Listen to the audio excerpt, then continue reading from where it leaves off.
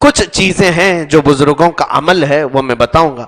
اعلیٰ حضرت فاضل بریلوی رضی اللہ تعالیٰ عنہ نے لکھا ہے کہ نکاح کرنے کے بعد دولہا اپنی دلہن کو اپنے گھر لائے تو کچھ کام کر لینا چاہیے. نوجوان جن کا نکاح نہیں ہوا ہے وہ اس پر عمل کر سکتے ہیں. وہ یاد رہے اگر ان کو بات میری طرف سے ایک مشورہ, اور جن کا ہو چکا ہے بس وہ دعا کرتے رہے.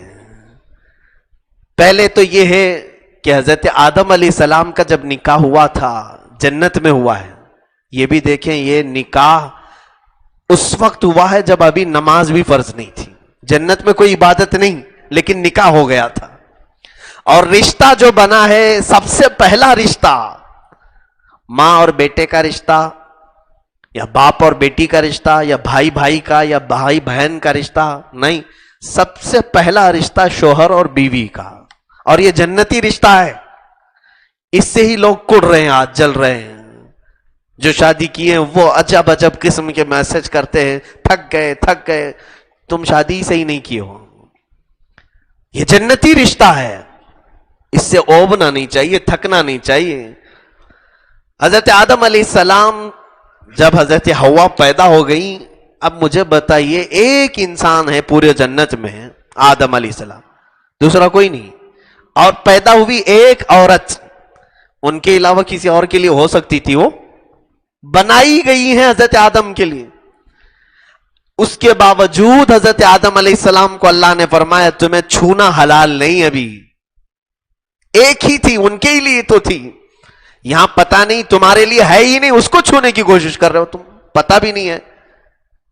وہاں ایک ہی تھی آدم علیہ السلام کے لیے, اور ان کو بھی چھونے سے منع کیا. رب تعالیٰ نے فرمایا اے آدم اسے تم نہیں چھو سکتے. کہا اس کا مہر ادا کرو.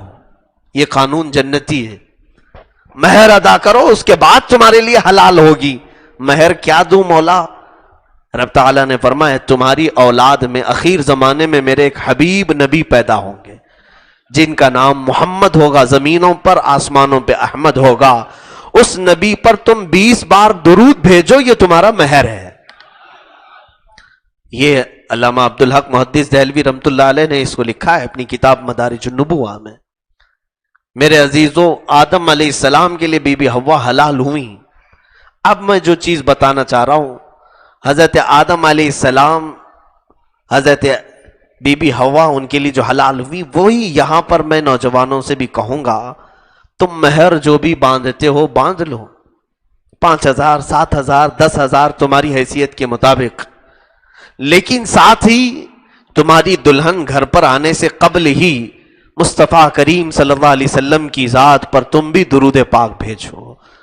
20 نہ صحیح 100 مرتبہ تم اپنی طاقت استعداد کے مطابق جتنا ہو سکے, تاکہ یہ شریعت کا جو قانونی مہر ہے وہ پیسوں سے تم نے ادا کر دیا, اور جو آدم علیہ السلام کا جنتی مہر ہے وہ بھی تم سے ادا ہو جائے. ایک تو یہ طریقہ, یہ میرا مشورہ ہے.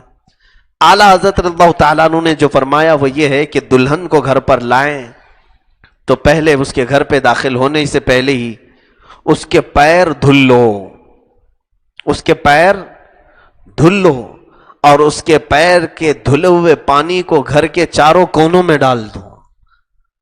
چاروں کونوں میں ڈال دو, اللہ رب العزت خوب برکت نازل فرمائے گا, برکت آئے گی.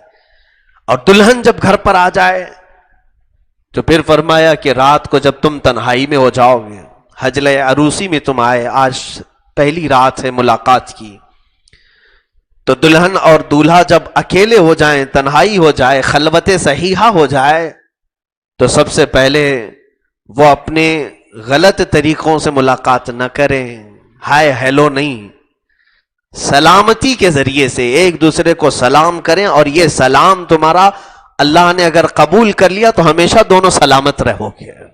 دعا ہے نا, السلام علیکم ورحمت اللہ وبرکاتہ, اللہ تم پر سلامتی نازل کرے اور اللہ کی رحمتیں اور برکتیں ہو تم پر. دلہن اگر پہلے سلام کر رہی ہے تو دولہے کے لیے, یا دولہا اگر پہلے سلام کر رہا ہے تو دلہن کے لیے. لیکن کوئی اس میں یہ ضروری نہیں ہے کہ پہل کسے کرنا چاہیے، جو چاہے کر سکتا ہے. سلام کے ذریعے سے ابتدا ہو. اس کے بعد ابھی وہ اپنی دیگر گفتگو شروع کرنے سے پہلے، اپنے دیگر معاملات کرنے سے پہلے سب سے پہلا کام وہ یہ کرے کہ دلہن کا دوپٹہ لے لے، اس کو مصلی بنائے، جانماز بنائے، اور مرد باوضو عورت دلہن کے پاس جائے جب وہ پہلی رات میں جا رہا ہو، اور اسی دوپٹے کو مصلی بنا کر اس پر 2 رکعت نفل ادا کرے، اور اس کے پیچھے اس کی دلہن اسی دوپٹے پر 2 رکعت نماز ادا کرے، اور پھر اس کی پیشانی پر اپنا ہاتھ رکھ کر کے دولہا صرف یہ دعا کرے، اللہم انی اسألک من خیرہا و خیر ما جبلتہا علیہ، یعنی اے اللہ میں تجھ سے صرف اس کی خیر کا سوال کرتا ہوں، اور جس پر یہ جن اچھائیوں پر تو نے اس کو پیدا کیا محض مجھے صرف وہی اچھائیاں دکھا، اور میں اس کے شر سے پناہ مانگتا ہوں، اور جو بری چیزیں اس کے اندر ہیں ان تمام چیزوں سے مجھے بچائے رکھ. یہ دعا کے بعد آگے کے معاملات کریں.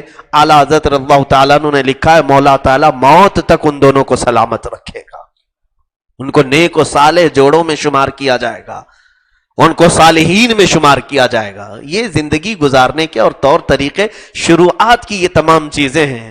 سوال تو یہ کوئی نہیں کرتا ہے نوجوان آ کر کے، پہلے یہ پوچھتا ہے شیروانی کیسے سلاؤں، مفتی صاحب اچھا مشورہ دے دیں، آپ جوتے کیسے سلواؤں، امامہ کیسے بندواؤں، مجھے اسی کام کے لیے رکھا ہے. میرے عزیزو، زندگی کی پہلی رات ہو، ایک نئی زندگی گزارنے جا رہے ہو، تو یہ بھی تو سوال کریں کہ میرے آقا صلی اللہ علیہ وسلم کی سنتیں کیا ہیں، اسلامی طور طریقہ کیا ہے. اسی اعتبار سے اپنی زندگیوں کو شروع کرو. تو یہ جو شقاق ہے، یہ جھگڑے ہیں، ان تمام چیزوں کی نوبت ہی نہ آئے. میں یہی دعا کرتا ہوں مولا تعالی ہم سب کو جنتی لطف دنیا میں بھی عطا کرے اور آخرت میں بھی عطا کر رہے ہیں، اور بیوی کو بوجھ نہ سمجھیں، اور کوئی بیوی اپنے شوہر کو بوجھ نہ سمجھے. اور جس نے یہ سوچ لیا ابھی سے، اور حقیقت میں اللہ اسے بوجھ بنا کے ہی رکھے گا. جس نے سوچا یہ بیوی میری بوجھ ہے، روزانہ کچھ نہ کچھ مانگتی رہتی، تم نے دماغ میں جیسے اس کو بوجھ سمجھا، رب تعالیٰ نے تمہارے لیے اس کو بوجھ ہی بنا دیا. اور تم اگر یہ سوچتے کہ اللہ تعالیٰ نے میرے حوالے اس کو کیا ہے، میں ذریعہ بنا ہوں اس کے رہن سہن کا، اس کے کھانے پینے کی، اس کی تربیت کا، تو اللہ تبارک و تعالیٰ ایسے آسانی سے تمہارے لیے رزق کے دروازے کھولے گا، تمہیں پتہ بھی نہیں چلے گا.